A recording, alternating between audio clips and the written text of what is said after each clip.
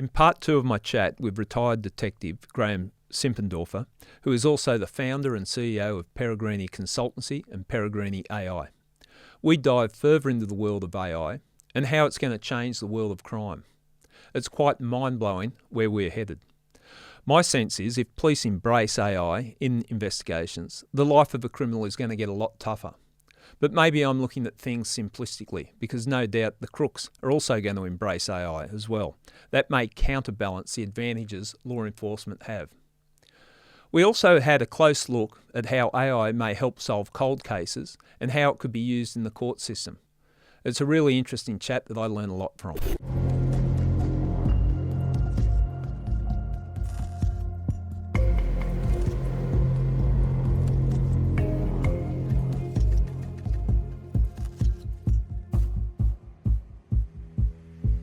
Graeme, welcome back to part 2 of I Catch Killers. I'm scared. AI, it's taking over the world. Yeah. I want to jump straight into cold cases because, homicide was my passion in my career. I know you worked homicide, and people are just fascinated with cold cases. And the thing with homicide, until they're solved, it doesn't matter if they're 50 years old. People want results when someone's life's been taken. How can we use AI in the cold case space? Great question, and some significant pieces can play a really important part in this. So there's the aspect of reviewing all the old information, laying a lens across what we know open source around that information as well. So it's large data sets of information that, like you said, to get your head around a cold case, you literally sit with a box for a month or so trying to understand it all. If you can put all that data into AI, it'll pull out for you what the key issues are, where the gaps are, perhaps some avenues of inquiry even. So again, like we said before, you don't want to lose the skills of an investigator, but it can process that large set of information really quickly and accurately with what's been given in those statements, and may even be able to say, hey, look, we need to go back further, because we've seen with cold cases the way statements were taken 10 years ago, 20 years ago, very almost leading, if you will, because you're trying to cover your points of proof and not that whole story that you get. So one of those aspects is going back, if you can, to speak to some of those witnesses, and the AI can say, let's go back and explore this part a bit more, or the person that witnessed that vehicle drive by, let's go back and see that. There's that aspect of understanding the investigation and I guess the investigation plan, but then there's also a review of either CCTV or face images, and that's where the facial recognition technology could come in and play a part for cold cases. Okay. And when you said, the AI might say, have you thought of this, or line of inquiry, not taking that personal as an investigator, because what you're dealing with AI, they're drawing on the experience of all the, in theory, at its best, all the world's greatest investigators are looking at this case. That's all right. the information that they've learnt from past things. Because am I describing it correctly? No, but that's 100%. basically they're drawing on all the information. That's right, taking everything into account and thinking outside the box if it needs to. And that's the skills of a great investigator, processing that. And you can teach it to think about the laws of evidence and making sure that whatever strategy or tactic that it's thinking of is compliant with the law and compliant with the rules of evidence. So it'll do all that for you. But you're right, it's taking the best of everything and applying it to your case. So for cold cases, it's worth a review. It's worth looking at a ability to either fix some footage, or make the CCTV less grainy, or looking at a face image that was previously no one knew who this was or couldn't be solved. And that's where this journey for me kicked off, actually, was looking at a friend of mine showed me a documentary series that I think was on Netflix about I think it was 1979 Luna Park fire. Oh yeah, that was covered. I remember that. There were seven people. That's right. Died on the ghost train. Is that the one? That's the one. About? Yeah, and I watched it. I got a degree in fire investigation, so the scientific brain of me was very intrigued by that aspect. But then, as the documentary went on, it was Caro Meldrum Hanna that did that documentary, an amazing documentary, by the way. And towards the end, there's this face image of who they believed lit the fire, and there was allegations of being linked to bikies or the like, but there was this face image. And I just could not understand how in this day and age we don't have technology that could turn that face image from just the sketch image that we're used to seeing into an actual person. Yep. And then use the data sets and AI to search for that person through either criminal networks or, there's some ethical considerations around searching against open source. Yeah. But how can we not have that? And that sent me on the journey of researching who surely someone could be doing this. And my investigations globally is no one is. So we started that journey with Peregrine AI around turning a cold case composite sketch image, so the old hand-drawn ones, using AI to turn that into a 3D version of a person, and then you've got a much better identity of who that person could be, searching against either open source or criminal databases for an identity. And you need to potentially age that person, obviously, if you're talking about a cold case. The AI, we've all seen it on your Instagram reels, is what are you going to look like when you're 70? The AI will age you, and it can age you. But again, it's only as good as what's put into it. So you're relying on the witness's version of what they remembered. And we all know we would see, this is a 70% likeness, or this is an 80% likeness. The AI can turn that 70% likeness into something and use it as a tool to search the sources. But it's still the investigator's job to actually, is that the person or not? Okay, and so there's a responsibility of the type of information you put in. And you've said with creating that, or the image, and whether you put it into open source. When you're talking open source, you put in out there on social media everywhere. Yeah, that's right. Yeah, so open source source intelligence is the web. Yeah, or Instagram, Facebook, so Google, put it out there. Anyone, yeah. And there's some ethical considerations because when you upload your photo to Facebook, you're not really giving permission for that to be used, or scraped is the term. You're not giving anyone authorization to scrape all that. So there is some ethical considerations that need to be looked at. But that's the stuff we need to work through. If we're looking for a murderer or a rapist, are the laws going to be sufficient to help support law enforcement to identify that person? Well, it should be like we've had to, as technology evolves and the powers you need the authority, and it might be for listening devices from the Supreme Court. That's right. That type of thing to get permission. On the Ghost Train one, did that evolve into anything? What you were looking at? Still a work in progress. So we're still using that as a test case to.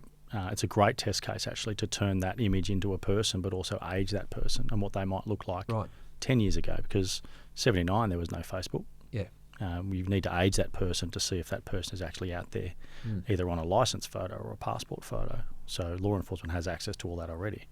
So that's where we're at, and we're just trying to train that. So to train the AI to do it, I've had some friends sketch myself and then run it across open source, and it's showing some really positive results. We've got positive in terms of the way you're aging. That's right.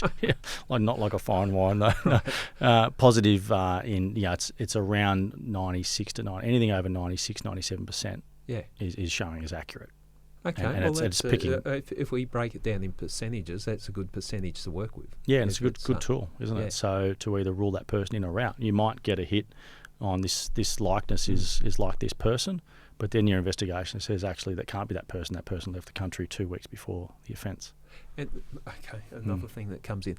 So with AI, like we used to get, when I first started in the police, it'd be penries. Someone drawing a sketch. This is what Graeme looks like, and that. And there was some good, and there was subjectivity came into it when people were doing the sketches.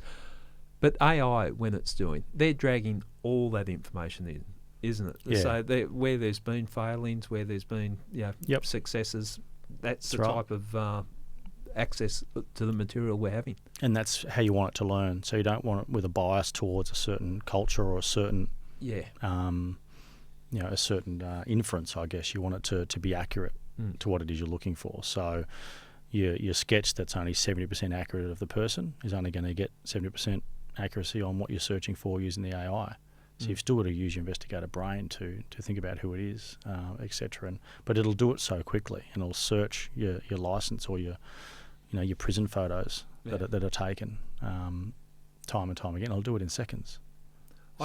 This is hypothetical, and it's talking about actual investigations, but it's just got my mind ticking over. the Barrel, I call it serial killing of 3 Aboriginal children, Colleen Walker, Evelyn Greenup and Clinton Speedy, back in 1991, over a 5-month period. They disappeared and their bodies were found near a location. That case has been worked on for over 30 years. I became involved in the investigation, I think 5 or 6 years after the children had disappeared, for a re-investigation, and we revisited, like you do on a cold case, revisited, and the big argument initially was, were these matters linked?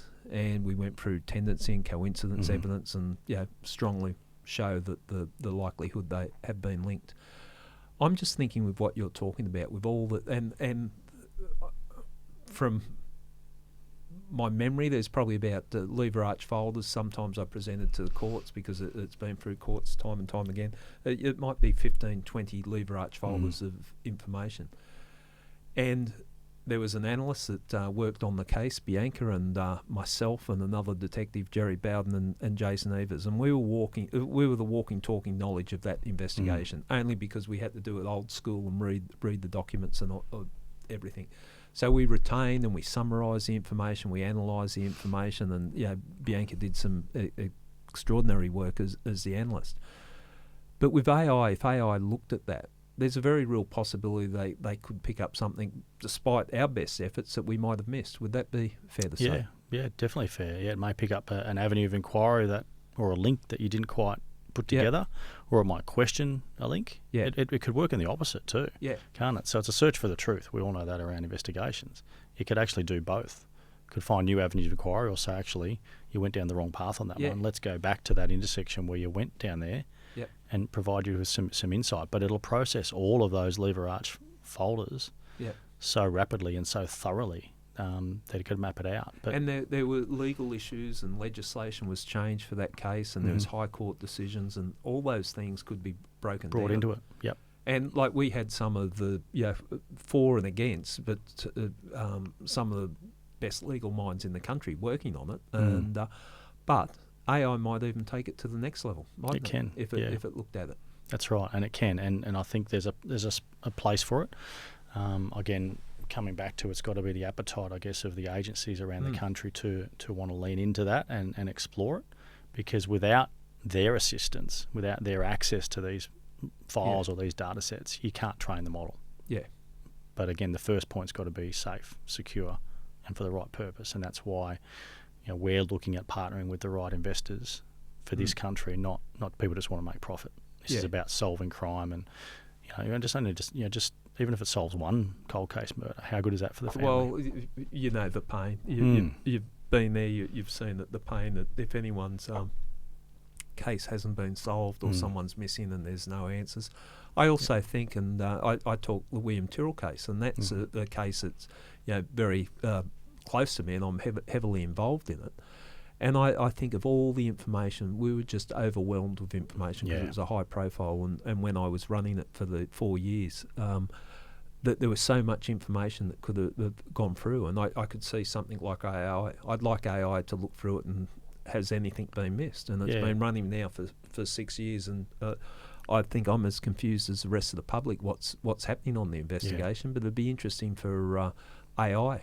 And it could, and another positive there in that case, in that scenario, and without knowing it to anywhere near the level that you have lived, it could take some of the conscious or unconscious bias out of the situation and deal with the facts and case law and evidence, processes, procedures, and just apply that. And that's interesting that you say, like the biases, because that's been part of the conflict in that investigation. People say didn't get on board with what I was looking at, and vice versa.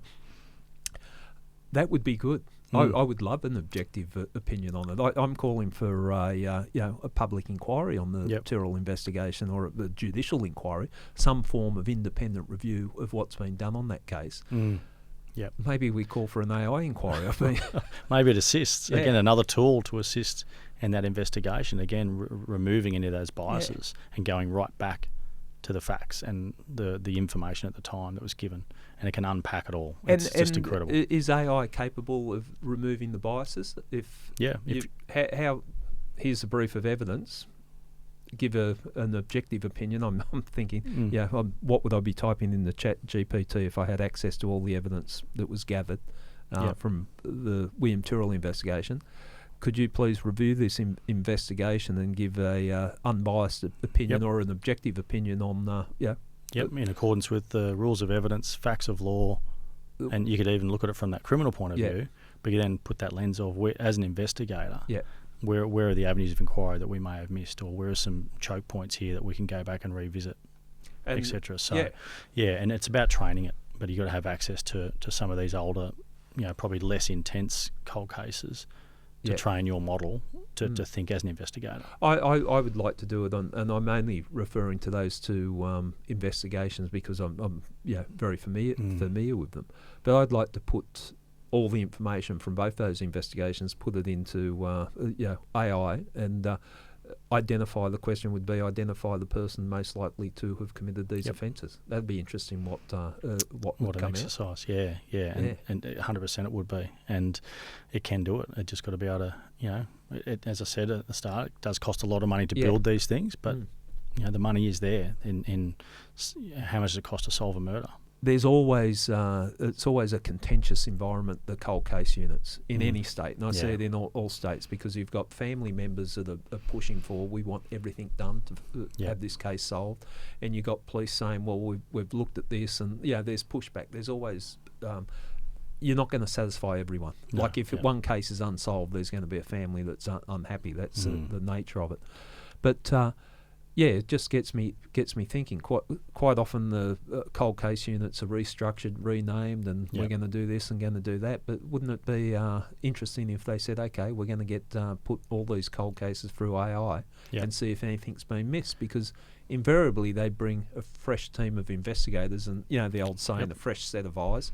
Sometimes it works, but we're all detectives. We're all probably trained in the same line of thinking. It would be good having that independence of AI looking through the briefs. Couldn't agree more, Gary. I think that's having the appetite and the courage to go down that path. Because it obviously potentially will create more work for the police. But if you start to trade off the benefits of using AI in the administrative aspect we discussed earlier, you're freeing up some more time to potentially revisit here. But it's a case by case. Traditionally, the cold cases are brought up because there's a new piece of information. Well, this is a new tool that may be able to assist, and I'm all for it. And there are, you mentioned ChatGPT, but I'll give them a plug. The main code guys, they've built Matilda, the Australian version that's going to compete with ChatGPT, because it's going to be built on our bias, Australian culture, Australian knowledge, and using the data sets to build that are from here. And we have access to. And everyone has ability to input to that, not using a UK or an American or an Asian model to it. So it's based on our environment and more relatable to it. So what's that called? Matilda. Matilda. Yeah. The guys at Main Code, Dave and his team there, have built Matilda. They launched it recently. So it's exciting for Australia. And we could be global leaders in this space. Of AI. We don't need to rely on what's being done elsewhere.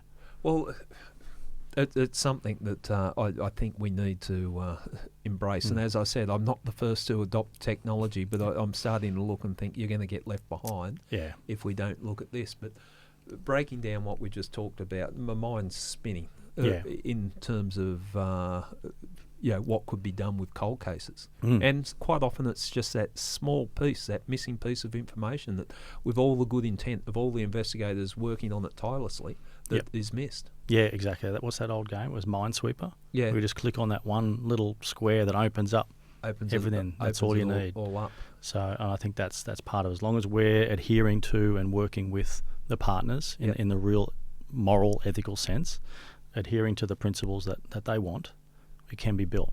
But we're just got to get the right investors with the right purpose and integrity that we think we share to come with us on that journey to build it for the investigators.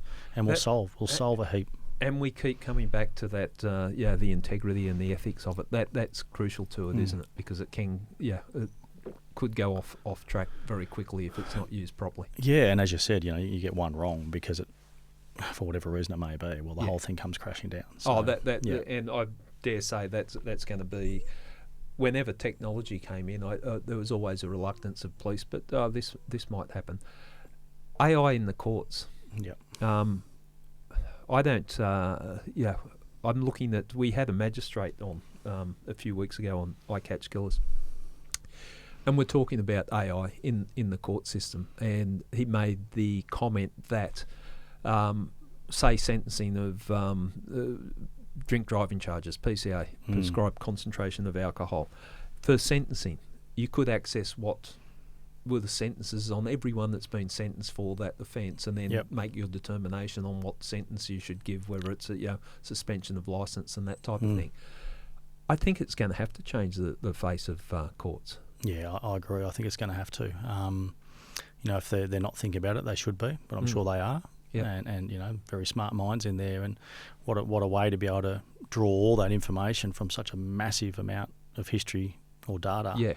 For the judges to have at their fingertips, or barristers to have to suggest to judges around sentencing parameters. Makes everything more efficient, more effective, and actually, comparable to, and that's what the whole point is. If only we could have that with the NRL judiciary or the AFL judiciary. Well, I suppose the argument is that you've got to hang on to the human side of it, the human part of it. Yeah. But in my limited experience playing with AI, it comes back with some very emotional awareness that quite surprises me. Yeah. Like if it's things I'm thinking, I didn't expect a computer to spit that back at me. Yep. So, you feed all that into court. I don't know what the role of a solicitor. I know if I was charged, and I hope not to be charged again, I'll just put that on record, but if I was charged again, like I worked on my defence and worked with my great legal team for recording a conversation on the telephone. That almost seems like I did embrace technology, a leader on it. I would put it in AI and go, where is the strength of the case against me? Once the brief of evidence been served, what is the strength of the case against me? And this is my case, and then present a cogent argument. For sure, yep. So is there a role for solicitors anymore? Oh, well, do we need less solicitors? We won't go there. If we put it to a vote, we'll ask AI. Look, and like we were saying before, like my lens through policing was a certain bias, and that's so changed now that I've come out on the other side and really respect and admire the work that are done by defence teams, because they've got to go through so much information on these serious cases, and is there an avenue there to explore or not? Is this the right person or not? That's the judicial system. But there's definitely a place for AI in that. I mean, I imagine the hours that are spent on that. But, the research solicitors, the paralegals. Paralegals. Find this case law and all that. Yeah, sorry, guys. It might be might be changing for you. But, it'll shift to another focus. We saw this with computers. And everyone thought, it's going to be the end of it all. Everyone's going to be out of jobs. Yeah. But we've seen now advanced manufacturing, for argument's sake. It's just shifted. And I dare us to use that word that I hate from COVID, pivot. But, oh my God, You're clearly from down Victoria. That's right. We heard it every single day. Daniel Andrews say that every day. Yeah. I won't say anything there. But we've seen the advancements, and new technology does bring new challenges and brings new things, but it takes that to the next step and next generation. And who knows what we're talking about in 20 years. Like we look now at, you look at some images and videos now and you go, that's AI. Yeah. I think in 3, 4, 5 years, you're not going to be able to tell. We won't. The young child down in South Australia that disappeared, Gus, that they were getting a lot of AI, and a lot of media, different organisations reached out to me to comment on it just based on my experiences with the William Tyrrell matter. And what I acknowledged with the William Tyrrell matter, it was very difficult because there were a lot of sightings of William Tyrrell, and you had to sift through it, you had to follow it up, and we ended up working out a triage system on what weight we'd carry a sighting of William. But then another layer came in with the Gus thing, because there was AI generated images of you could work it out relatively easily that it was AI generated. But as you said, it's going to get better, and that's going to be very hard for investigators to sift through what's real and what's not. Yeah, it's pretty scary. Not only just the images, but then voice, the use of people's voice. And we did do a bit of this on the show Hunted, where we cloned the person's voice and were able to write the script and rang their mother as if we were the You fugitives. sneaky bastards. Yeah, I know. Yeah, but there's a criminal element that comes in on this too, doesn't it? So we see a lot of frauds that happen. Organised crime internationally will use this technology to try and commit fraud. Yeah. Which is why I have with my kids, the best way to try and get around is you have your code word. Right. So if my kids are overseas, hey Dad, I'm stuck, I need some money, which is your classic fraud case. Yeah. No worries, son. What's the code word for the day? Yeah. The AI won't know that, so it might sound like my son might be purporting to be him, And because that's your protection. Yeah, that's a very simple, practical. It's an easy way, Yeah. but then they've got to remember the code word. But no, that's our simple one, and I know if I'm either talking to them on the phone or they've sent me a voice message, or then fact check what's the code. So with AI and voice, copying the voice, there's all these hours, and you're the same in the stuff that you've done in the media, and you've got me talking here on the podcast. They in effect could copy that voice. Easy. And at this point, it could be leaving a message, but I dare say it would get to the point where they could have a conversation in my voice. Yeah, exactly. Yeah. Yep, 100%. Yeah, scary stuff, isn't it? Especially if they phone my mother. No, Mum, don't sign that. That's right, and that's the vulnerability. We'll see organised crime will keep shifting to where the gap is. Yeah, we've seen that in the tobacco industry. Yes, we saw it through the armed robbery days. When was the last time you saw a bank robbery? Well, it's because we target hardened, didn't we? Yeah. Now the real opportunity is online fraud and scams and targeting our elderly that aren't up with the tech. And there's a lot of work being done by the banks to educate, fact check. If that email doesn't look quite right, then don't do it. So there's a lot of space. So that's why it's so critical to have this developed. It's going to be developed. The crooks are going to use it. Yeah. So law enforcement needs to be right up there with them, not falling behind. Well, we have to, because one thing about the crooks, they're creative in the way they can exploit a situation and move in, as you said, with the tobacco wars or whatever. If they see an area they can exploit. But it makes me concerned in that even before you'd go to court, if you had the photo of someone there or something, and there's a hard evidence, we don't know. Well, it sound like Donald Trump. Fake news, fake news. Image. Yeah, that's right. It's where's it going to? Where does it end? Yeah, that's a scary thing. There are there are ways of trying to find if that is AI generated or not, and we're getting into a complete area which is outside my wheelhouse of how that's done. Yep. But that's part of the reason of building it with the ethics that's it needs to be. Getting back to investigations, let's just put our heads to how else it could help. The fact sheet, and all these things seem relatively little, but in a high turnover, the high volume crimes, the type of things that the GDs police are out doing on a daily basis, and it might be arresting someone for a break and enter, and that there'll be should in theory free police up if we embrace what AI can do for us. Yeah, I think that's a no-brainer. Yeah, it should free up countless hours. How do you? Yeah. We just give one example of the one homicide detective. Then if you times that by the volume crime as well, which potentially the crime mapping, the predictive data of where the hotspots are. We've seen a lot of great work done in that space in policing over the years. But there's another argument for another aspect of AI to look at the crime mapping. Yeah. Where's all your cars getting broken into? What do we used to say that you'd see a crime spike of those volume crimes? You go, well, there's a dealer around here somewhere. Yeah. Because they're not going to hold on to the stolen gear for long. They want to offload that really quick, get their drugs, and away they go. It could be as simple as someone targeting a shopping centre car park, cars being broken into, and we'd put a car in there, set it up, we've clearly left unlocked and wait till the person come to arrest them. But identifying patterns in crime would be good. Linking crimes is another thing, because quite often and we've got a lot better, I think, in law enforcement, because there's more of an exchange of information between jurisdictions, whether it's state police and that. But serial offenders, the type of thing that quite often went unnoticed because there was no link to the crime that this person had committed in another location. Yeah, exactly. And I think you just speak to the core of what I'm hopefully trying to push is that all law enforcements need to get on board this. Yes. And once, the border, they don't care about the borders.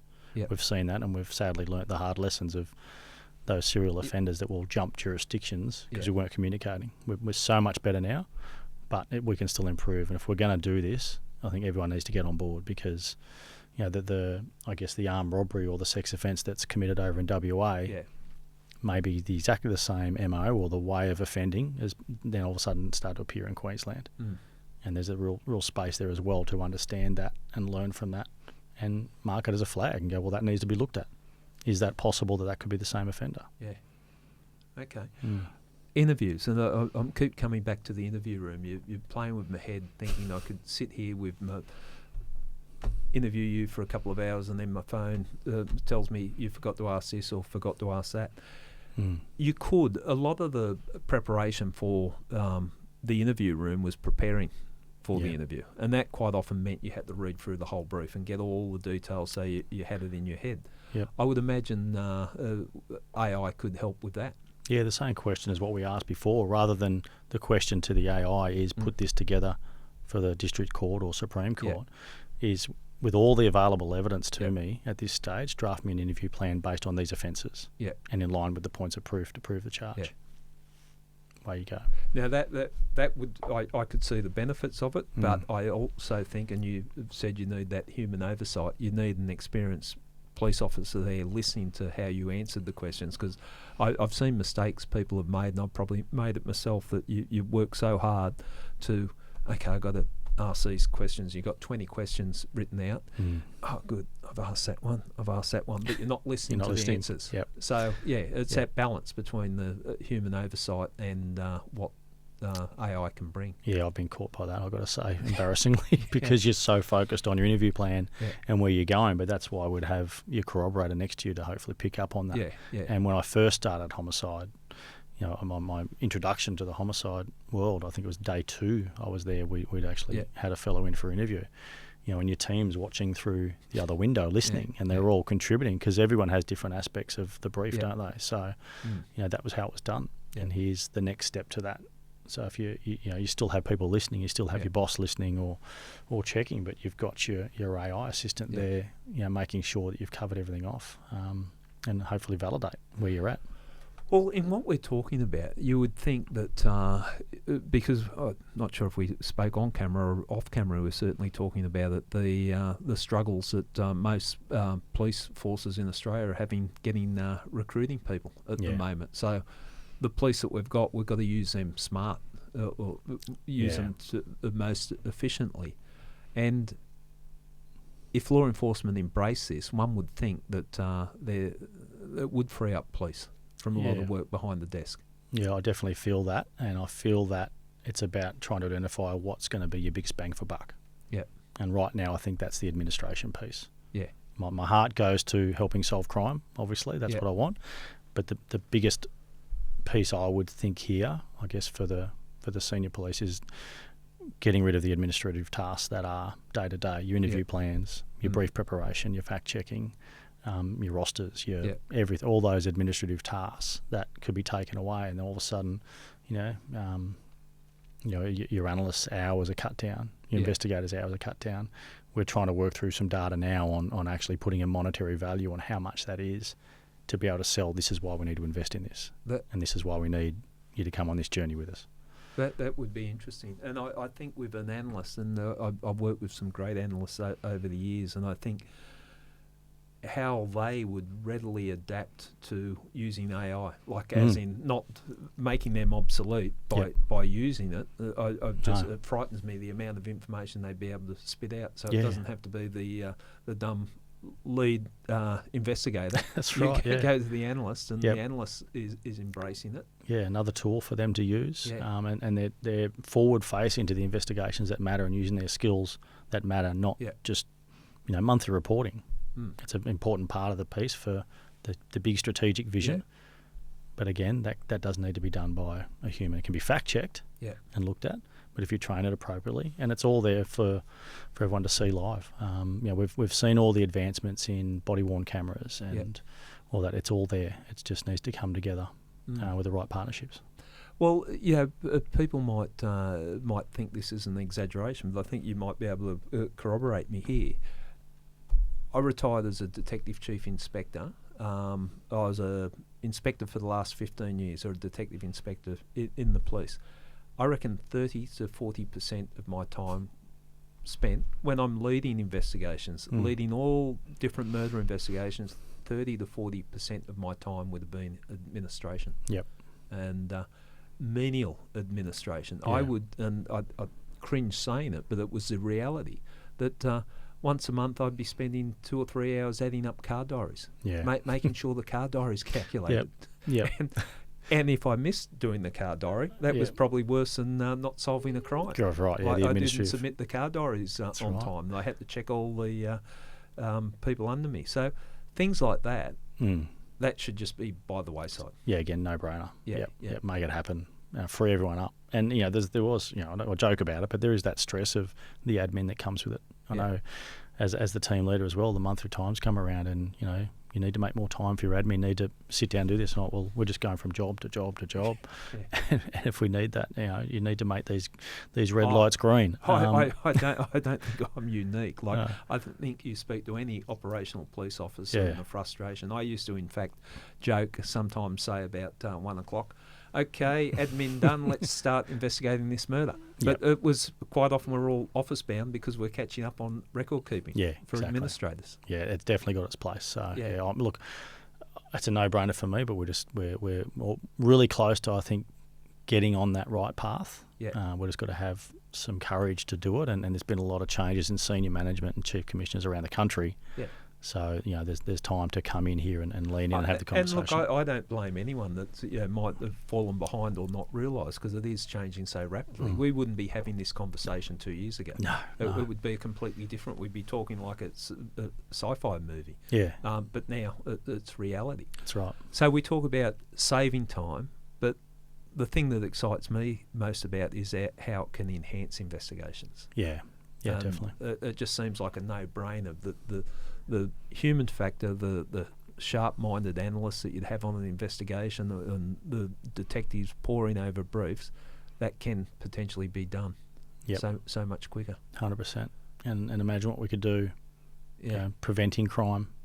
And the unseen cost of prevention. That was always that movement towards the end of my career was, let's try and stop the crime before it even happens, rather than investigate it. That's an interesting point too, and I haven't covered, and it's something that I wanted to cover, is that we've been focusing on solving crimes, but how can AI be used to prevent crimes?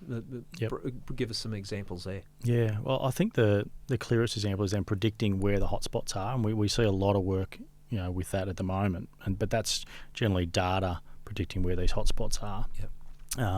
The AI aspect might come into that potentially, and where I see it more so is you'd see your 2, 3, 4, 5 street robberies, or that's one example where if we can identify this offender after the first one or the second one, we know they'll generally keep going because their motivation is either greed or drug-induced coma or whatever. If we can identify that person on day 1 or 2, how many offences have we stopped by being committed by getting that person here, not down the road? That's one aspect to it. There are some other discussions I'm having with other developers around the human behaviour models. So we've all seen the kids or anyone just before you watch the footage and go, okay, I can see they're starting to get 1,000-yard stare, they're doing this, it's about to be on. So you can see the human behaviours through footage, that something's about to happen. Right. When we've investigated either your machete attacks or the like that we see at shopping centres these days, there's a lead up to that. It just doesn't all of a sudden explode. There's a general lead up. So we can train AI to look at those human behaviours and what are the signals here. What's happening here.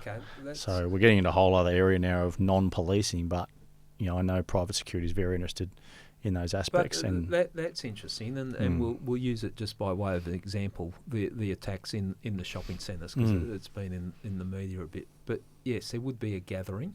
I'm just picturing like an experienced investigator might be able to pick that up, but AI might be able to do it even better. And when you're trying to monitor, I don't want to name particular shopping centres, but if you're trying to monitor hundreds and hundreds of cameras or big public events, the AI can do that. And it can alert the person that's there in charge of looking at those cameras.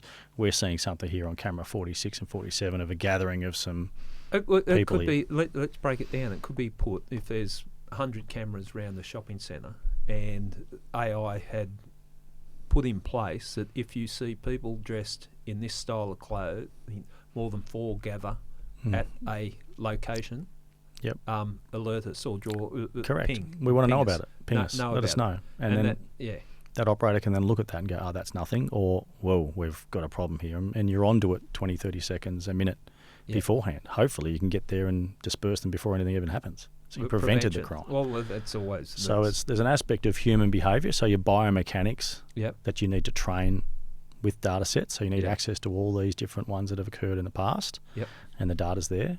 We've just got to partner with the right people to build that data and train the AI to, okay, that's what we're looking for. Or weapons identification. I know there's a great project that's been done through one of the people I mentioned before around identifying firearms, similar to what I said about vehicles. Yeah. So you know what gun you're looking for, or exactly which one it is. And what you're talking here, just so I understand, and hopefully other people understand, like identify a gun. If I get out a Glock, I can tell it's a Glock, but it might have a scratch on the barrel or a scratch on the pistol grip. It might be something like that. That AI would pick up on that and go, that's the type of this weapon is the same weapon that was used in this shooting. Yeah. If it's all talking holistically to each other, and you've got good footage. Yeah. So yes, you've got good footage, but even post offence, if you've got your suspects arrested with his, with his 22 or a Glock or whatever the case may be, that's that particular weapon. All of a sudden, you're plugging into all these unsolved ballistic reports of it actually was a Glock that was the weapon that killed this person in this murder, because we've got the ejected casing, etc. And all of a sudden you're linking all these cases, again, cross-border stuff. That is volumes and volumes of forensic material that it can do in seconds if you're focusing on the right problem. What is the problem we're trying to solve here? So weapons identification is one. Similar to vehicles, they're definitive. There is an exhaustive list. There's only so many makes and models of firearms on the planet. So you can teach it to come up with those options of, this is what we definitely think it is, or this is potentially what the type of weapon is. And again, then you look at your execution of search warrants. We know we're looking for a particular make and model firearm, as opposed to the guesswork. So there's a lot there to I'm sort of overwhelming the conversation a bit with all the different aspects, but I think it really comes back to that initial piece of, what is the issue that we're trying to use AI to solve? Is it administration? Is it prevention of crime? Is it cold cases? And there's all these different things that it could enhance or assist. Working with it. And you said about overwhelmed with information. It made me think while you were talking about how we were overwhelmed with the availability of information, that when I first started as a homicide detective, there was a couple of people had mobile phones. You could find out or listen to their mobile phones, or they had landlines, and you could track them that way. And that was, that was the line of inquiry. A bank might have a CCTV camera out the front, but only a bank or a licensed premises. And I did actually see towards the latter part of my career, we were getting overwhelmed with information. Like there was so someone's murdered, you'd get called out, and the instructions I was given in the early days as a young homicide detective, go out and collect all the CCTV footage from businesses, and you'd come back, that service station had one, and you'd be all proud of yourself, and there was one at the bank. Now you say that private homes, cars have got it's, and then as my career progressed, I'm sitting at the top and I'm looking at all the information we've got, and I'm going, I'd be pulling my hair out if I had hair, just overwhelmed with the information. And AI swings the pendulum back in favour of being able to handle all that information, doesn't it? Because we did get to the point where we were overwhelmed. Well, information intelligence is key, isn't it? Yeah. So the sooner you can get that in investigators' hands and understand it, the better you're positioned for your strategy. So all that information that you're getting from CCTV, from that murder, getting it all together, if you miss that bit of footage that shows it turned left onto the freeway, then that's a complete game changer, isn't it? So it won't miss that. And whether you're plugging in 100 cameras worth of footage into this AI, it'll track that. You tell it, I want you to track that car, that's the one we want. Now, out of all this information we've got, timeline and tell me where it's been and what it's done, and bang. And what people didn't, when I say people, the public, if you're not involved directly in it, when we've got listening devices in houses, you put a listening device in here and you've got someone monitoring it. They can even monitor it live, and if something happens, or invariably you've got to come back and review it, because it's not being monitored live. So you've got 24 hours of listening. Yes. And like people going, have you gone through that? Yeah. And, you go, well, it's basically in real time, and then when you hear the conversation, then you've got to document the conversation. It was so time consuming. And then we'll blow our minds with, then you add a layer of, if you need a translator. Yeah. So, I get 100% your point, and that's those complex pieces of information and large amount of data that it can deal with, and that definition of AI, you said right off the top, that's what it's doing. It's looking at all of those conversations, and if you're after, key words, or if you're after a key, you want them talking about the victim of a planned murder, you got a contract kill job or whatever, you want to know whenever that pops up. And so we would get to the point where I've used limited times when I have people look at the terminology used by an offender from a psychological, or suspect from a psychological point of view.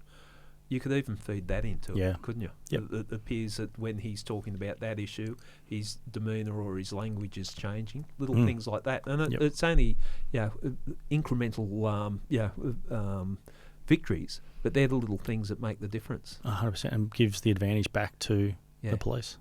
Yeah. There's one other piece that I will talk to, it can be quite confronting, so I don't want to trigger anyone on here, but a really, I think, crucial piece of where AI can help as well is in the child exploitation material space. Okay. You would, basic example, police do a search warrant on a laptop, and you've got hundreds or thousands of really horrific images of child exploitation material. Some of that you may be concerned is contact offending. So you're trying to identify this kid that's clearly in the footage or in the images with your accused. You need to find out who this kid is to stop the contact offending. So then you're madly trying to figure out how is this possible? Where is it? You're looking at the metadata of the images. You're looking at all this sort of stuff. The AI should be able to work out that, and may even be able to use facial recognition technology of the child to try and identify who is this child. So that's the piece I feel that's where the trigger for scraping social media is important, because that kid's photo might be in the background at someone's birthday or at any event, and all of a sudden you've got a match on this kid that's being offended against, and you can immediately stop that offending through the use of the AI to identify that kid. There is some work being done in that space by the AFP and Monash Uni, and that's fantastic. But it needs more support, it needs more funding, and it needs more attention to help protect these kids, because it's crucial. Because there's nothing worse as an investigator, like, can't find this kid, and we know they're being offended against, and you can't release it to the media. You've got to protect the identity of these kids. That seems like a no-brainer. If AI can help in that space, and I understand what you're saying, you're a kid that's been sexually abused, and you've got to identify that child. That's AI could help. That's why we want to partner with the right investors that have the same morals and purpose that we have at Peregrine to get this done, because we can protect kids. We touched just briefly fiscally. This seems like a no-brainer for law enforcement. Freeing up more success, reducing crime. There seems to be benefits all over. Yeah, I think so, but it's also challenging times, isn't it? And I can only talk in the Victorian context, because that's what I saw when they were seeking a new chief commissioner. To have to save, ordered by the government to save $500 million per year in your budget. So good luck, chief, but better you than me. But that's the first step off point. So if you're then coming along, or a company like Peregrine's coming along, going, we want you to partner with us because we want to invest in this. You really can't expect the government to be stepping, or the police to be stepping up in their budget to assist. Hence why we need corporate support. But it is a no-brainer. But eventually they'll get there to see the benefits of, we've saved so many hours in investigators' time and administrative tasks. But now it'd be very challenging then for them to commit. I hope they see it that way, because as we said, sometimes police, when technology changes, we drag our sure there's not many detectives that haven't had to go to a private company Yeah. to get something that the police, you would assume police had capabilities of, but didn't. Well, like I said, I was at a conference 18 months, 2 years ago, Mm. and it was around the child exploitation thing, Yeah. and very senior police, and I won't name the organisation, were there going, when is private sector going to step up and help us? Yeah, yeah. I went, oh, let's have a conversation over a coffee. So, Well, it's close, but we just need to keep it going, keep the conversation going, and keep developing it. Look, coming back to it, I just thought of when we were speaking before around the use of AI and cameras and that now. Like, it's actually present now. I've got cameras around my place, and they're they're giving a plug to the Eufy system, but they've got AI on there, so you can now load someone's face onto your home CCTV system, and it'll alert me when that person is there, whether I want them there or not. So the AI is already plugged into some of these things that are there. So, as you said, it's coming, it's here. Well, that could go into an area, a very real area, that like domestic violence and that type of thing. Yep, huge. But you could, forewarned if someone's turning up. Yep, 100% it is. So, and that's that natural evolution of what used to just be, an old school CCTV camera, the big chunky ones on there, that are now these small little ones that are either powered by solar or battery, and they've got AI into them that can alert you to, whether you do want them or don't want them there, can give you an alert to your phone, and you can be anywhere in the world. I think I was lucky enough to be overseas not too long ago, and I'm getting alerts from my camera back home. Right. Oh, thank you. That's the person turning up to feed my turtle. Thanks, mate. Yeah. Fair call. Yeah. He's allowed to. Yeah, Turtle's got to eat. Turtle's got to eat, yeah. Turtle's got to eat. Well, look, I really enjoyed the chat, and thanks for coming on. You're the right person, because I needed someone to bring me crashing into this brave new world. But the way it's evolving, I might have to have you back in 6 months' time, and it mightn't even be you. It might be a hologram or something. That's I right. don't know. I might remote in virtually, yeah. But that's great. But I think you've given you've given me an understanding. I hope the listeners an understanding of what's out there. I hope so. Yeah. And I hope that point of just looking a bit further about what AI can do. Yeah. It's not just a one shop or one scenario fits all. It's what's the problem, what is it, and to have some courage to lean into it. But good luck trying to sleep tonight, Gary. I've blown your mind, I think, as to where it's going. I'm down the rabbit hole now. I'm gone. We finish off with, because I do think that's important, because we know how power can corrupt in police, and that the ethics and the integrity it needs with this type of thing. Absolutely. Being part of our lives. Absolutely critical, which is why, again, I've said it countless times, it needs to be built here for here. Just hold on for a second. I'm just going to put in Chat GPT how I say goodbye to Graeme. Love it. Thank you, Graeme, for coming on Eye Catch Killers. It's been a very entertaining discussion. Thanks, Gary. It has been. Cheers.